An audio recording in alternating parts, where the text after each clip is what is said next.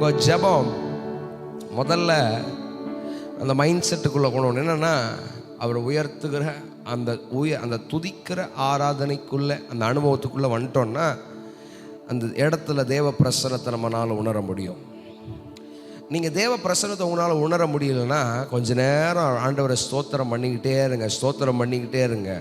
நீங்கள் இருக்கிற இடங்களில் கண்களை மூடி அவர் செய்த நல்ல சகல உபகாரங்களையும் சொல்லி ஸ்தோத்திரம் பண்ணுங்க.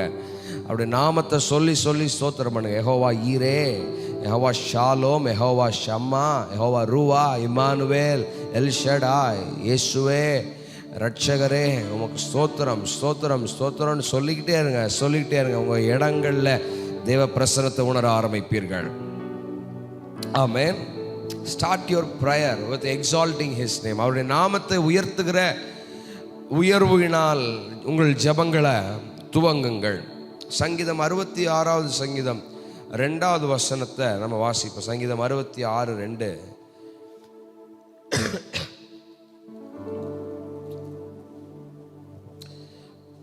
அவரே என் கன்மலையும் என் ரட்சிப்பும் என் உயர்ந்த அடைக்கலமுமானவர்.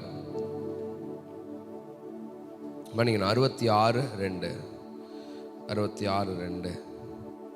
அவர் நாமத்தின் மகத்துவத்தை கீர்த்தனம் பண்ணி அவருடைய துதியின் மகிமையை கொண்டாடுங்கள்.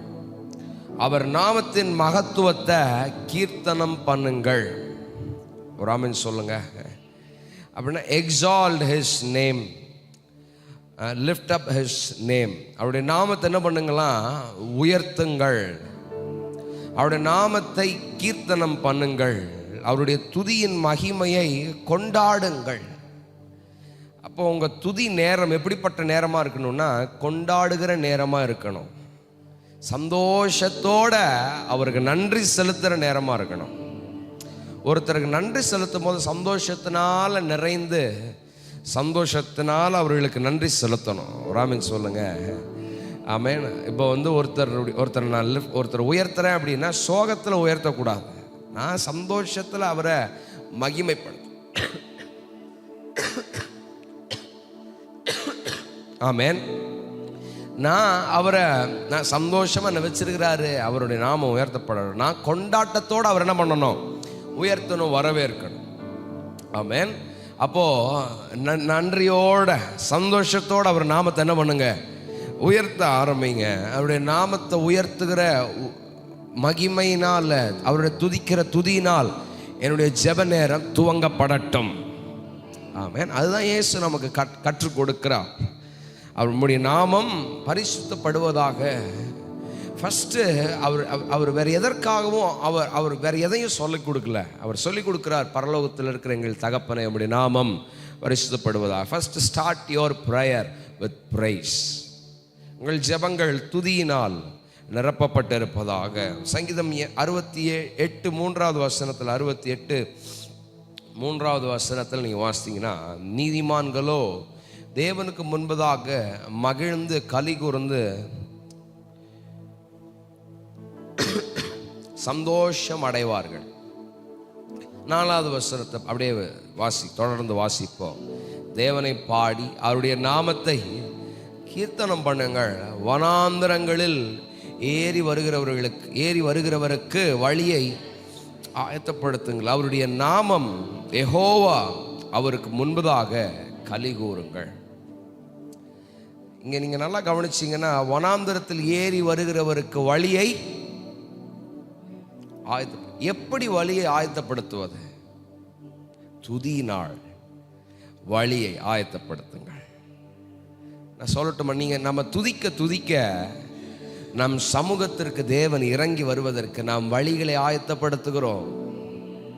ஏன் எல்லா ஜபங்கள்லையும் துதி இருக்கு ஆரம்பத்தில்னா, நாம் அவரை உயர்த்த யாரும் கூட்டம் வரலங்கிறதுக்காக 4 பாட்டு பாடலை. நம்ம பாட தேவ பிரசன்னம், தேவ மகிமை நாம் இருக்கிற இடங்களை நிரப்புகிறது. நம்புறீங்களா? நான் இருக்கிற இடம் தேவ மகிமையினால நிரப்பப்படுகிறது. நல்லவரே, வல்லவரே, ஆராதனை ஆராதனை பரிசுத்தரே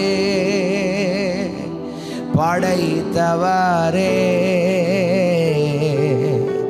ஆராதனை உயர்த்த உயர்த்த உயர்த்த அவர் நாமத்தை சொல்லி உயர்த்த, அவர் செய்த நன்மைகளை சொல்லி உயர்த்த உயர்த்த நான் இருக்கிற இடங்களில் தேவன் இறங்கி வருகிறார். தேவனுடைய பிரசன்னம் இறங்கி வருகிறது. தேவனுடைய மகிமை நான் இருக்கிற ஸ்தலங்களில் இறங்கி வருகிறது. நான் துதிக்க துதிக்க பரலோகத்தின் கவனத்தை நான் ஈர்க்கிறேன். பரலோகத்தினுடைய கவனம் என் மேல் ஈர்க்கப்படுகிறது. எத்தனை பேர் அதை நம்புறீங்க? நான் உயர்த்த தேவனை மகிமைப்படுத்துகிற பொழுது அவருடைய கவனம் என் மேல் திரும்புகிறது. ஆமென். அப்போ தேவனுக்கு வழியை ஆயத்தப்படுத்துங்கள். தேவனை பாடி அவருடைய நாமத்தை கீர்த்தனம் பண்ணுங்கள். வனாந்தரங்களில் ஏறி வருகிறவருக்கு வழி ஆயத்தப்படுத்துங்கள். அவருடைய நாமம் யெகோவா, அவருக்கு முன்பதாக களி கூறுங்கள். அந்த ஒரு ஜாய்ஃபுல்னஸ், அந்த மகிழ்ச்சியோட, அந்த ஓவர்வெல்மிங் சொல்லுவாங்களே, அது இருதயத்தின் ஆழத்திலிருந்து என்னுடைய உள்ளம் பொங்கி அவரை நன்றி செலுத்தி அவர் உயர்த்துகிற பொழுது அவர் என் சமூகத்தில் வருகிறார். ஆமென். அப்போ அவருக்கு வழியை ஆயத்தப்படுத்துவது இந்த துதி ஆராதனை.